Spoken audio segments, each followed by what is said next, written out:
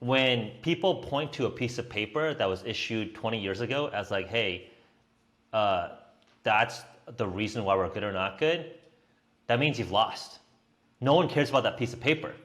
Like, people care about results on the battlefield, in the sports arena, in the office. They don't care about the piece of paper. I'm not paying for the piece of paper. I'm paying for the result that a product it gives me. Welcome back to the H.V.M.N. podcast, and I am your host, Dr. Lat Mansoor. In this special episode, I get the privilege to introduce the OG main host of H.V.M.N. podcast and also the chairman and co-founder of Health via Modern Nutrition, Geoff Woo. Great to have you back, Geoff. Thanks for the warm welcome, Lat. It feels like homecoming.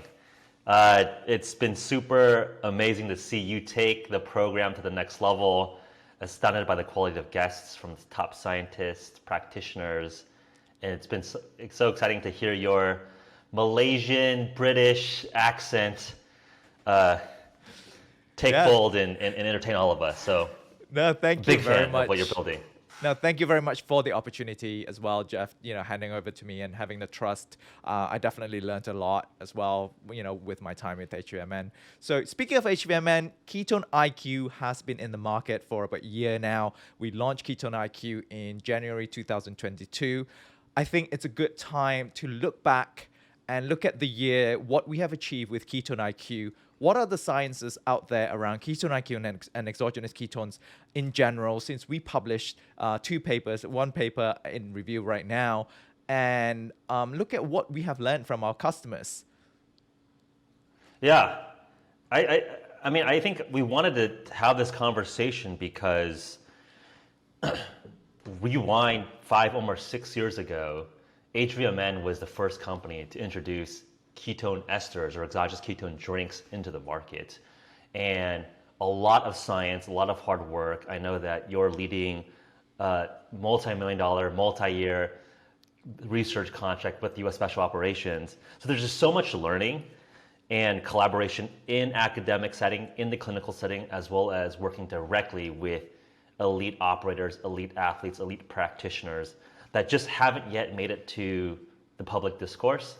So I think just even that context, which is like, why is this a good time to have this conversation, is to the fact that you highlighted we've actually been hard at work publishing papers, very honored to co-author a number of peer-reviewed manuscripts in some of the top journals in physiology, in neuroscience with you and our collaborators. So in some sense, I want to take the opportunity to brag a little bit about all the learnings and educate the industry, the markets, really the community of what has all happened. Because I think we've been a little bit, I would say, humble or quiet about all the hard work we've been doing. I'm excited to have this conversation. Yeah, I think, just to recap, I know a lot of our listeners already know where we came about, like you said, ketones, in the world, like exogenous ketones, the first ever was brought forward by H.V.M.N. Geoff and Michael, they went to Europe. They talked to Professor Kieran Clark, and they talked about ketone esters, and then they made the effort to actually introduce exogenous ketones into the world. So now we have Ketone IQ, our second generation, better and more accessible than ever, that people can start using it on a daily basis, because previously there's no way someone can afford, I mean, there is, but depending on how rich you are, you can't really afford to have $30 to $90 per day just worth of ketones, right? But now everyone's using it.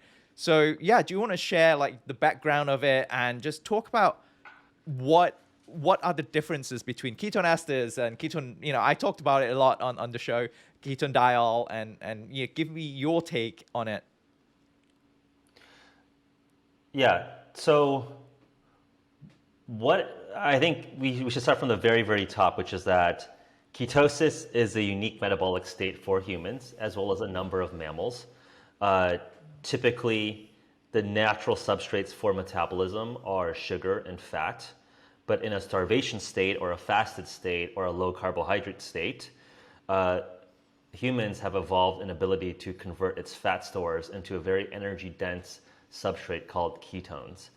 And we've all heard of ketones and keto through the keto diet, low carbs, fasting, and you burn weight, you burn fat, and it's like a very exciting metabolic state. But the downside or the trickiness of fasting or being on a keto diet is that it takes effort, right? Like you have to not eat for a long period of time, or you got to avoid the pastas and the pizzas and the noodles that we all love and enjoy. So there is effort required to get into ketosis. So the question is, can you develop a beverage, a food technology that can really rapidly deliver the benefits of ketones and ketosis without necessarily having to do the very limiting eating construction and pattern of fasting and or keto diet? And that's been a family and multi-generations of scientists' effort, looking at what are the molecules and the chemicals that make up ketones, how do you deliver them in a food safe way, how do you deliver them in an effective way that doesn't trigger GI issues or trigger diarrhea or vomiting, but also in a very palatable way, and then also how do you deliver it in a very, very cheap and cost efficient way. And that's been a lot, that latter, I would say 5-10 years has been our story with H.V.M.N. leading the way on standing on top of the shoulder of the giants in the metabolic biochemistry, the metabolic biochemistry and the physiology, but now taking it from the engineering, productization, cost, and efficiency. I think that's where H.V.M.N. has been leading at the front. So now that we have exogenous ketones, our version 1 of ketones was a specific form of a ketone ester, and it was a molecule of R1,3-butane diol, a chirally pure 1,3-butane diol, esterified with D-beta-hydroxybutyric acid. And that was a step forward in the technology of all exogenous ketones. One, we were very thoughtful on being chirally pure. Most organic molecules have left-right-handed versions of the same molecule, but biology is very specific. It cares about the left-handedness or the right-handedness of a specific molecule. So even being precise, saying R1,3-butane diol or D-beta-hydroxybutyric acid was already a step forward in the innovation of the chemistry of ketone molecules. So that was a huge step forward. It delivered world records and very interesting clinical research back in 2016, 2017. And we introduced the first commercial ketone ester of this form. We became the darlings of the human performance space. I did interviews with The Atlantic, Outside Magazine, Business Insider, New York Times, actually was profiled in a Netflix show and all this stuff. So we made a massive headways, and from that experience made a lot of friends actually. You know, one of our partners and friends, Lance Armstrong, to Apollo Ono, the most decorated Winter Olympian for America, all the way to elite combat sports athletes from like the Conor McGregors of the world to the Jake Pauls of the world, really built trusted foundations, testing and working with these elite athletes, but also working very closely with our special operations community with a multi-million-dollar research contract that you're leading. And I'm sure that we can talk a little bit about the work that we're doing there that we'll be publishing, which I'm super excited about, because oftentimes all this secret one knowledge is like hidden behind closed doors. But hopefully the stuff that we can publish, we can educate and bring forward the state of the art of physiology. So that was a breakthrough. And I think we can be proud to say that out of every single company or brand that is involved in ketones, we've sold the most ketones in the world. We've collected data on the most people on the world, and we've collected also in the elite performance category, probably like the most personalized data and understanding of how to utilize ketone beverages out of any group. I don't care if you're a university, I don't care if you're a nonprofit research institution, I don't care if you're a professional sports team, I don't even care if you're the US military. I think the fact that we've worked with all of those people and have all that brain trust in our specific tribe of advisors, collaborators, principal investigators, practitioners, I don't think it's too braggadocious or too arrogant to say that, hey, we actually have some of the best coverage across this field of research than any group world nonstop. And I'm happy to compare resumes, happy to compare CVs on why I'm so confident about that. Yeah, it sounds like you're about to jump in. Yeah, and that's really the point of when I said I've grown so much in the past 3 years with H.V.M.N, it's literally that. I went from an expert in diabetes, cardiac metabolism, and physiology to now I am writing papers in human neuroscience, where I'm writing papers in athletic performance recovery, and our most recent paper is actually in psychiatric disorder as a metabolic disorder. Like, the range of knowledge that we have learned and we have adopted into our understanding of ketone metabolism is huge, right? So let's talk about the science now, since we're talking about science. And I find it so funny you mentioned Netflix, because it was during the Netflix filming that I was interviewing with H.V.M.N, and I was with the team at that time, and they're like, oh, by the way, Netflix is coming to film. And, that's one way to hook a new candidate in, right? So yeah, that was more than 3 years ago now, 3.5 years ago. So let's talk about the science. So we know that ketone esters have been around for the longest time. They have been the most established exogenous ketones so far, just because they have been around. So a lot of studies have been done on them, and they're very efficient in increasing your blood ketone levels to a very, very high level, spike it up really high, really quickly, between 3 to 5 millimolar within half an hour.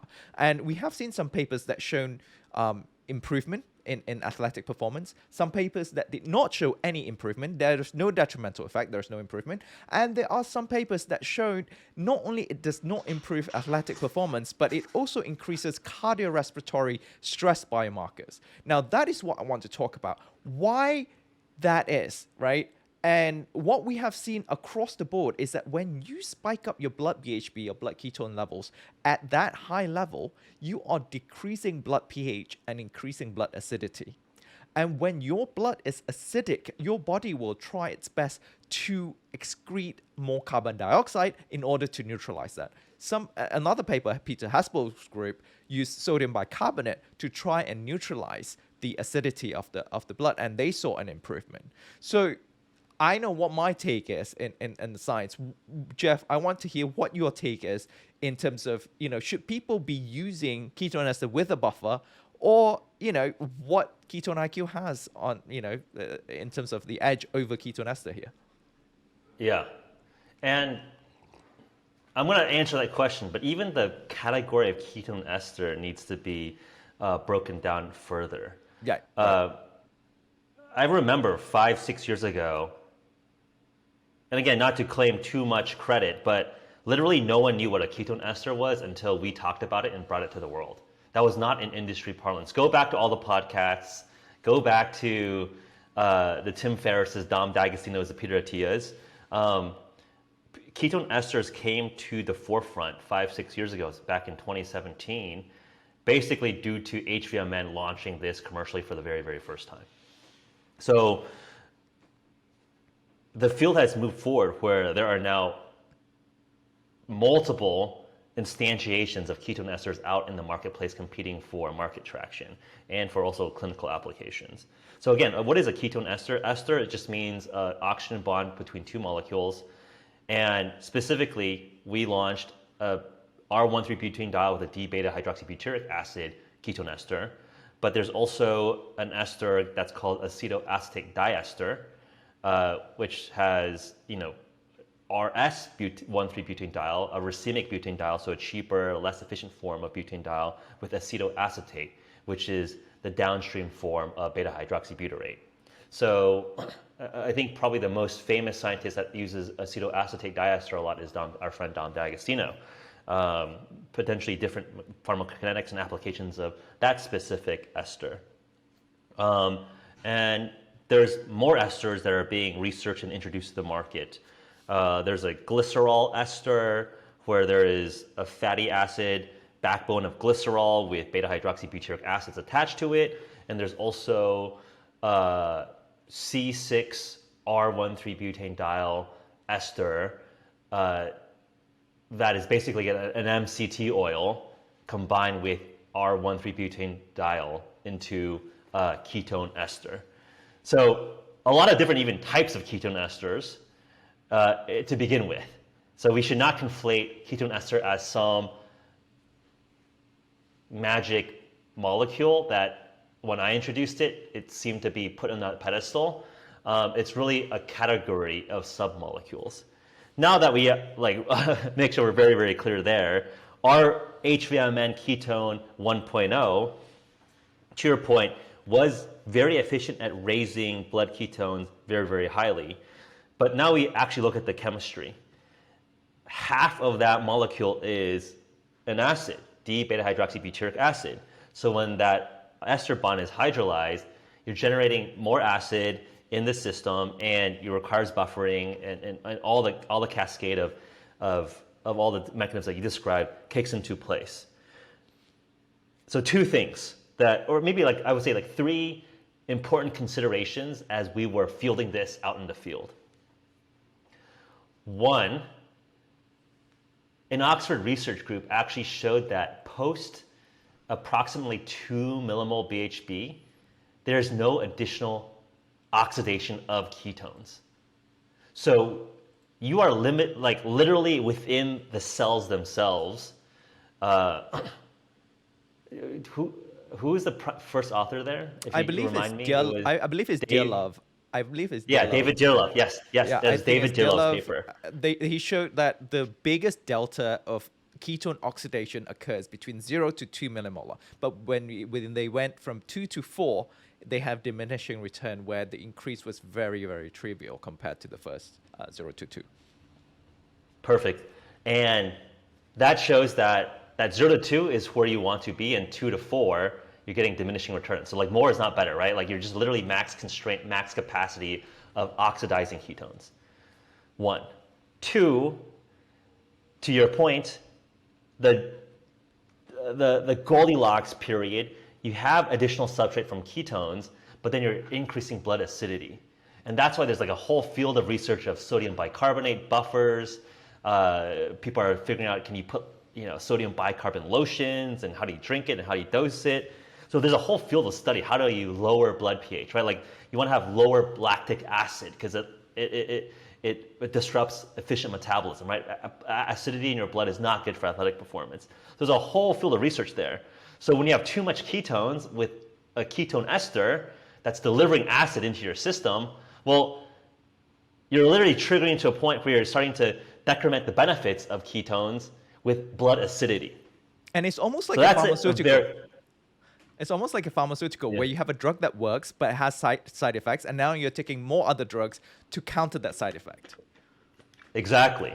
So that's point consideration 2 that we realized, being, again, fielding this out in the field, in the research.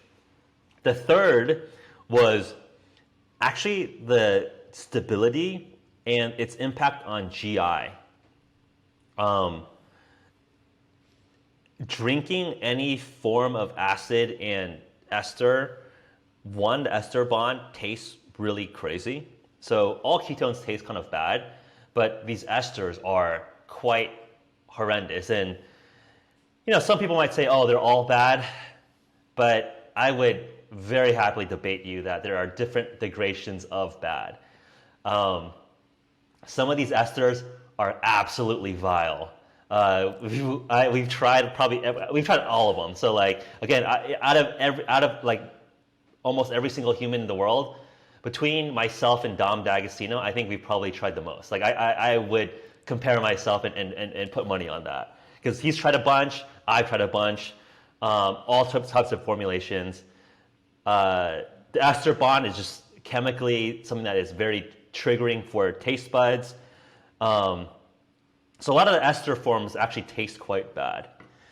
And if you're throwing up or having diarrhea in your race or where you're drinking it for cognitive performance, well, if you're trying to poop your pants, that's not effective. So, um, so those are the three like massive learnings that we understood delivering H.V.M.N. Ketone 1.0 into the market.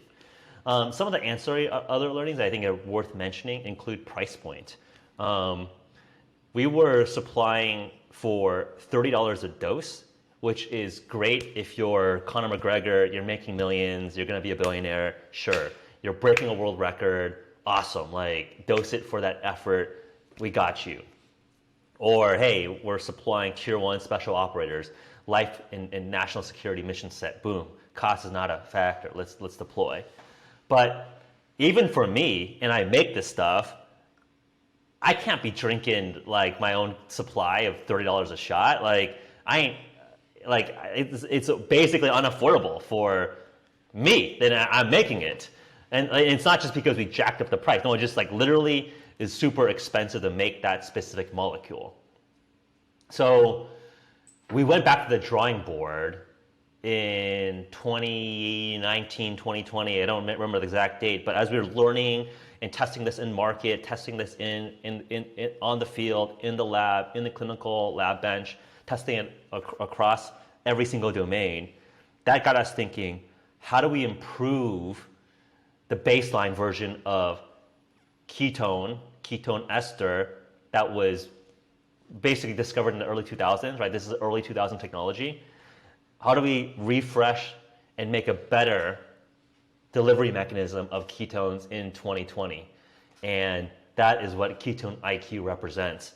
We took all of the learnings, ameliorated the downside of ketone ester 1.0, and introduced Ketone IQ, which is a ketone diol, which we deem as a 2.0 technology to really take this industry and this field of research forward. So I would say that we've been a little bit quiet because we didn't have the receipts on the research, on the peer-reviewed papers, and now very, very shortly we do. So I think this is why we're so proud and excited to unfold the kimono a little bit and give everyone a little sneak peek of what's under the curtains. Yeah, and I'm so glad you mentioned and explained the different types of ketone esters there is. And guys, if you are listening, if you notice, and go out there, have a search around what are these different ketone esters that Geoff mentioned, right? Acetoacetate diester, C6 diester, glycerol ester, ketone monoester. All of these ketone esters, they have one thing in common. Half of their molecule is R13-butanediol. What are we selling? We are selling chirally pure R13-butanediol in a bottle. So, we are essentially taking what is the best that we have learned so far, like what Geoff said, and giving it a more accessible price as well as a much more palatable flavor. So I mean, I think I think that's like a great point, right? Like in some sense, all these esters are diluted forms of ketone diol, right? A ketone D-beta hydroxybutyrate monoester is a 50-50 dilution of R13-butanediol. The C6 ester is a 50-50 dilution of, it's a diester. It's 1/3 butanediol, 2/3 MCT oil, right? Like, F it, just go get your bulletproof coffee instead. Like, why even bother buying something that's very expensive and tastes like way crazier than a yummy a bulletproof coffee that we can get from Dave Asprey, our friend, right? Like, I mean, that's a great product. Like, don't make it overly complicated. So in some sense, I think we combine the best of all worlds, where we have top tier academic physiology and from folks like with your background, the combination of actually working directly with elite military and elite athletes, actually field testing, actually be trusted in their corner, actually getting subjective direct feedback from these elite individuals, and also the practicality of just solving problems. I think that's where Silicon Valley has been very, very great. We're here to solve problems and have an engineering approach. And I think all these disciplines, all these mindsets coming together has allowed us to make this breakthrough with Ketone IQ. And since whatever we do, we have the pillar of science. And that's why, when Geoff said, very shortly, we have all these data coming out. One of our study just concluded with University of North Georgia, where we are looking at Ketone IQ in the setting of anaerobic exercise. Now, never ever in the world that ketones have been used in anaerobic exercise. So this will be the first, and also our first study with R13-butanediol that's chirally pure. And we have seen, and this is just a little bit teaser, the paper will be out in a couple of months. We are submitting it, end of February, and we actually saw an across the board increase in power output. Velocity, we are looking at decrease in fatigue, and this is really, really interesting because it opens up a much bigger avenue for research in exogenous ketones, because all this while we thought ketones can only benefit endurance athletes, because when it comes to anaerobic, glycolysis and glucose is still king, and I still believe that, right? Metabolically, that is what it is.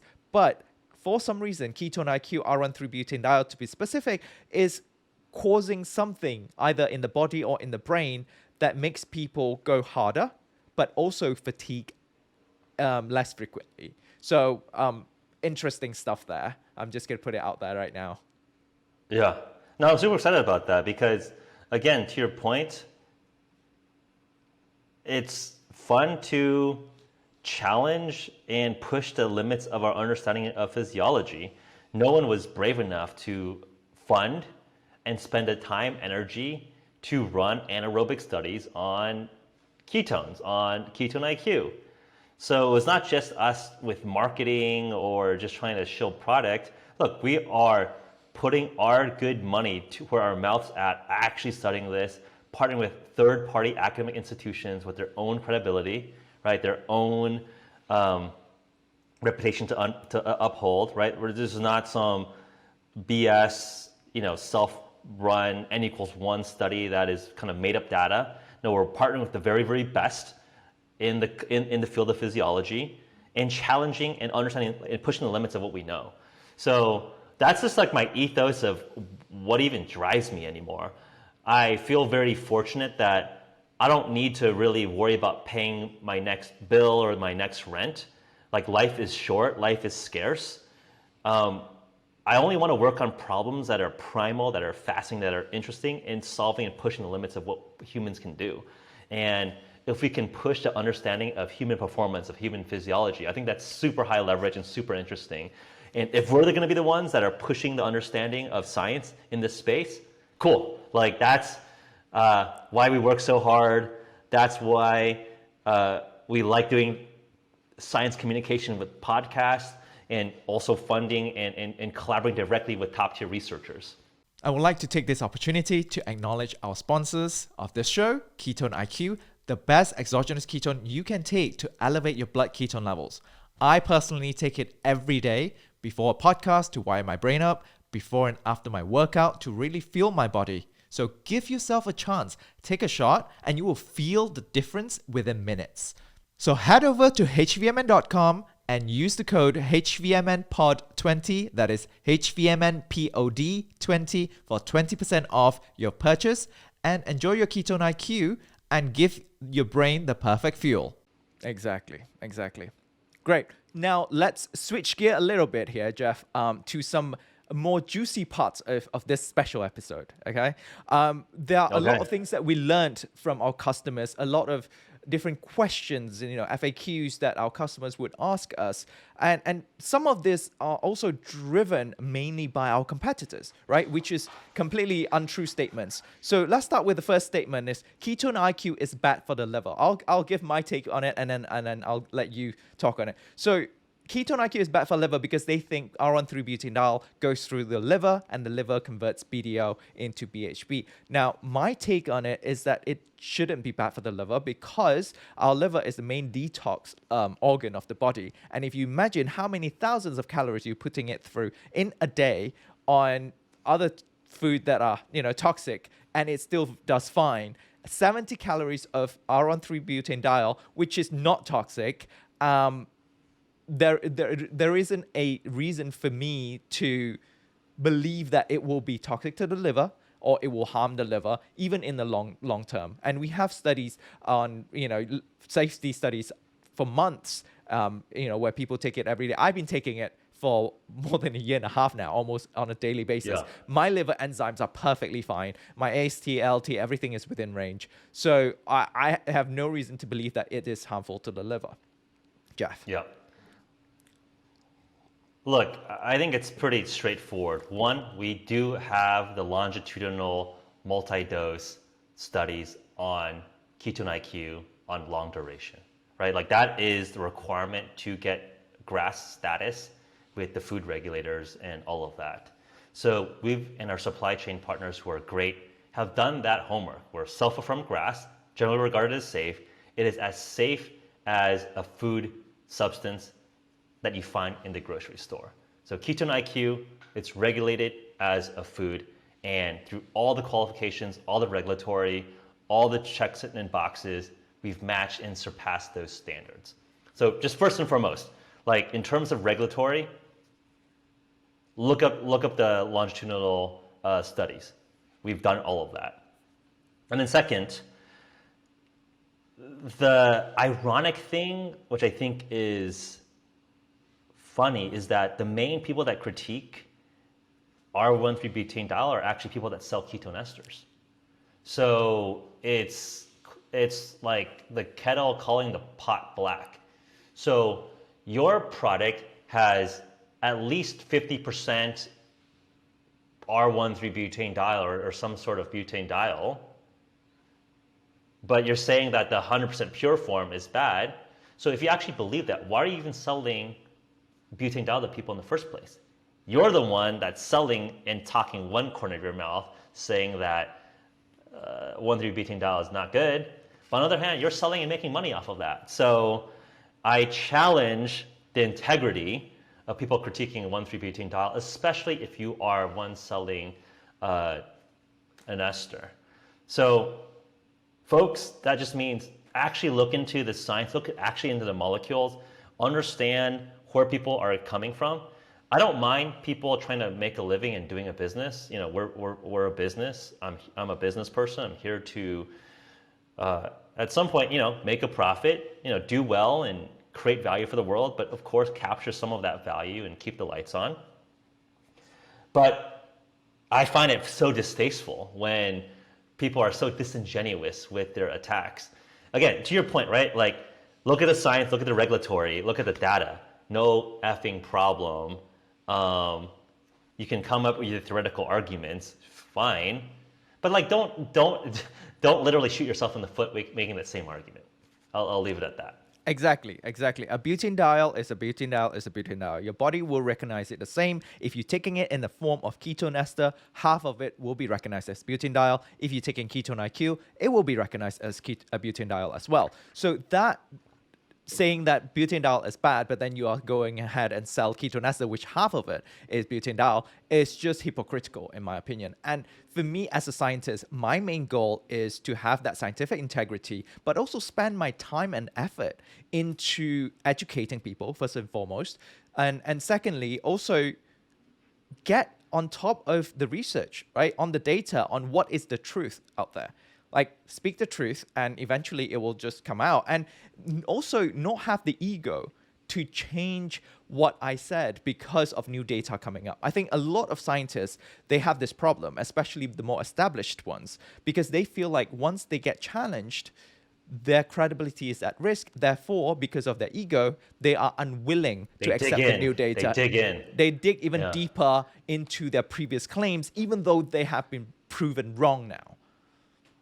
Which is antithetical to science, which I think is also just like a part of the broader cultural debate, which is, do you believe in the uppercase science, which is, I don't want to go into COVID and vax and all that stuff. I mean, I think we can go off the rails there. But I think the main point is that science is not a stamp that says, hey, you are officially a scientist, you are science, and therefore everything you say is unimpeachable. No, science is a constant inquiry, a challenge, re-underwriting the hypothesis, re-underwriting our knowledge with new information and new data. So to have that humbleness of being open-minded is the true banner, the true flag of science. So in some sense, I've been so turned off by the ivory tower of academia because they're almost so arrogant and snobbish around, oh, I have letters after my name. I have all these prestigious institutions that back what I say. That doesn't matter. Science is about data and an argumentation of how that data applies to a model of the world. And it doesn't matter if you're uneducated or educated. Whoever has the best description of reality wins in science. Science is a tool to make effective use and manipulation of the environment around us. The science does not care if you have letters after your name or you have fancy institutions after your name, right? Like I am very happy and very self-aware that I gave all the bona fides of what we've accomplished in this space. But if some 12-year-old comes and presents to me new data, I would like to hope and I would like to think that I'm open-minded to be like, hey, you're actually correct. I'm actually wrong. I am changing my mind. That is the true ethos of a scientist. And that is growth. That is growth, and that is learning, and that is you accumulating another piece of information that can help you build further when it comes to research and insights. Yeah. So I think that's just I think that's just progress, right? I think exactly. Once you become digging in, you are anti-progress, anti-science, anti-civilization. So, I mean, I think there's like a lot of, I'm just like very open-minded now to just like, how do we rebuild our institutions? I think there's a question around media. There's a question around academia. There's a question around government policy. And I think it's a healthy debate. There's a healthy decentralization of knowledge. And I don't feel threatened by it because I think that the truth will be battled out in the intellectual battlefield of ideas. And if one person is scared if a party is worried about it to the point of censoring, I think that's the wrong side of history. Yeah. Like you're going to look like the Catholic Church trying to excommunicate Galileo. That's censorship back, 400, 500 years ago. That's a side of history that you're on if you're trying to censor free thinkers. Yep. And I'm so glad we highlighted the hypocrisy of certain, other people out there who are selling exogenous ketones. Instead of educating people, instead of, having full transparency on the science, they chose hypocrisy and lies around it. So one other statement that a lot of people ask us is that Ketone IQ, does Ketone IQ make you drunk? Our recommended dose is 10 grams. That has no effect on drunkenness or whatever, or any. In fact, a lot of people take it for cognitive performance and they stand by it. They take before their podcast, before their presentation, before their exams, and they stand by it. I've got friends, I've got families who are taking it for that particular reason, cognitive performance. So if you say that it causes people to get drunk, there's no way they could perform better, right? So same thing with these people, competitors who say that it causes people to go, to make people drunk. They are selling a alcohol replacement that has about 12.5 grams of BDL, of butane diol. Now, mind you, their ketone ester has 30 grams of ketone ester, half of which is butane diol. Now, you do the math, right? 12.5 grams is alcohol, but then in the 30 gram, half of which, roughly about 15 grams, if we want to go into the chemistry, stoichiometry, I mean, it'll, 1 gram plus minus, but let's generalize, 15 grams of that is butane diol. And that is for performance. That doesn't make sense to me, right? Geoff, I mean, correct me if I'm wrong. I'm like, this is like basic mathematics. It's silly, right? It's like, look, yeah, it's one of those like laughable things. I think the way I would talk about it is that one, the organic chemistry description of a diol is very different from common table ethanol, which is colloquial deemed, alcohol, right? So,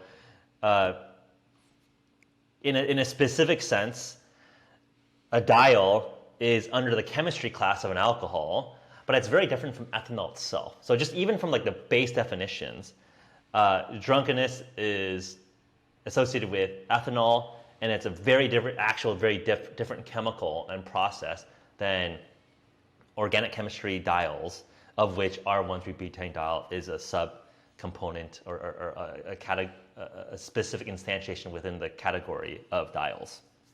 And So that's first, actually, just like even in terms of definitions, yeah, that's right? actually Like FDA we gotta just definition. like, yeah. So it's like you gotta just like keep it super clear. Again, because I think it has very important implications from regulatory and food and all of that. And then two, like the main people that bring up this FUD, this fear, uncertainty, and doubt, are basically people that sell more butanediol in their product than our dosing itself. So if you think that you get cognitive decrements with our standard dose, but you're delivering more of that chemical in your standard dose, but it happens to be in an esterized form, again, you're speaking with one corner of the mouth on one side and speaking on the other with completely opposite. So again, I think there's a integrity question to ask, right? Like, hopefully in this conversation, where Latz and myself and the rest of the H.V.M.N. team, like, we'll open up the receipts. We'll talk about the specific pros and cons of all of this. And I like to think that because we've been sweating this and all the details and all the intricacies for almost a decade, we've thought about a lot of this stuff, and we're okay to talk about the pros and cons here. So when you challenge us on the PK or the chemistry, hey, bring your receipts, and we'll call you out if you are actually just basically bullshitting. Like, that's just idiotic to me to say, hey, say like, 5 grams of sugar is horrible for you, but hey, I'm gonna sell you 10 grams of sugar mixed with MCT oil in an ice cream form, and that's better. That's essentially what they're saying. Don't get fooled. I like that example. That is exactly what they do, right? It's like, just because you chemically bound butanediol with something else doesn't mean that your body doesn't recognize it as butanediol. When the esterase cleaves that ester bond, it will release butanediol, and your body will recognize it as butanediol. So that's also the literal premise of why it's so effective. It is, esterases are very, very common within your saliva in your gut. So the whole point of that ester is because it's so efficient in cleaving R13-butanediol from the beta-hydroxybutyric acid. It was literally like the point of making that molecule, is that it's very, very efficient at breaking down. So yeah, you have 50% butanediol floating around. So if butanediol, again, is bad, why are you selling it? Yeah, exactly. Go ask. If you're selling it, then it must be good. Yep. You can't have the cake and eat it too. Right. So I think we spoke a little bit about it earlier, where we talk about people saying, oh, ketone ester is always better than ketone IQ when it comes to performance. I think the point, a few years back, maybe I would have agreed because the data wasn't there on ketone IQ, and because we always thought higher is better in terms of blood ketone levels. But then after all these other papers started coming out, we got to change our point of view, where we think the higher it is, and we've seen this in our military contract as well, where we've got military personnel where they're dosing, body match dose. So they're big guys, so they're having much higher dose of ketone ester, and their blood BHB goes up to 6, 7, 8 millimolar. And what happens then is that they genuinely feel unwell. They have GI issues, they were vomiting and all of that. And that just comes to show that higher is not always better. It's reaching that Goldilocks zone that gives you the benefit that you need for performance. Yep, 100%. And I think it's not just that Goldilocks zone, but the length and duration of being in that Goldilocks zone. So I think we have some metrics that we'll likely publish and talk about, but there is some notion of area under the curve, the integral within that sweet spot that we think is a better metric in terms of actually what is considered optimal ketosis. So again, I can sell any exogenous ketone, right? Like, that's what we do. We're entrepreneurs, we're engineers. We'll figure out how to sell any exogenous ketone that delivers the best performance. And we launched, again, Ketone IQ, because we realized that the pharmacokinetics and the delivery of being in that optimal zone of ketosis, as well as like, again, the price point and the palatability and the lack of GI issues makes Ketone IQ the best technology in the market. So what I like to say is that H.V.M.N. Ketone 1.0 was the legacy iPod. Ketone IQ is the iPhone. Strictly better, strictly more performative, and because we got the scale, it's actually more cheap. It's actually more affordable too, and it doesn't taste as bad. So you win, win, win with Ketone IQ versus our 1.0 product. It works better, it tastes better, and it's cheaper. Like, you'd literally be fooled if you bought the more expensive, worse tasting, and less performant products that are out there. You get the Ferrari that's got an electric motor that's $10,000 versus the $50,000 shitty gas diesel BMW that's out there. Yep. And we're always improving, right? We are going to improve and keep on progressing and make sure that we have the best means to deliver the ketone levels, to deliver exogenous ketones into your body so that you get into the Goldilocks zone as soon as you can and stay as long as you can. So that's our goal and our aim and our commitment to ourselves and to our customers. So what you just said around the legacy and all that, that is the perfect segue to my next question, which is around IP, where our competitor said, this is the original H.V.M.N. ketone ester, or this is the IP patented ketone ester, and they use that as their marketing language. What are your thoughts around that, Geoff? Man, look, I think there's a lot of different ketone esters out on the marketplace. And I think when you actually dive into intellectual property and patents, which we have and we understand the sector very, very well, is that, I mean, I would like to think that like none of this stuff should be patented in the first place, first of all. The US government funded all this stuff, so I think in some cases, in some argument, that this should be public domain anyways. And I think there's a lot of prior art of great scientists in the 70s and 80s and 90s that might have contemplated this technology in the first place. So I think even in the history of a 20, 30-year life cycle of a patent, I think now we're in 2023, I think there's a good argument that all this stuff is public domain anyways. But just practically speaking on the marketplace, there are multiple competitors of ketone esters out in the marketplace. So I am not a patent judge. So I don't really even care about this argument of, oh, I have the patent or you invented it or not invented it. I care about my own business and our business, which is that we have our own patent portfolio that we're developing. We're pushing out our own research. We're going to be vigorous about our approach to this technology space, and we're going to have the superior technology product. When people point to a piece of paper that was issued 20 years ago as like, hey, that's the reason why we're good or not good, that means you've lost. No one cares about that piece of paper. Like, people care about results on the battlefield, in the sports arena, in the office. They don't care about the piece of paper. I'm not paying for the piece of paper. I'm paying for the result that a product it gives me. So that's our approach. I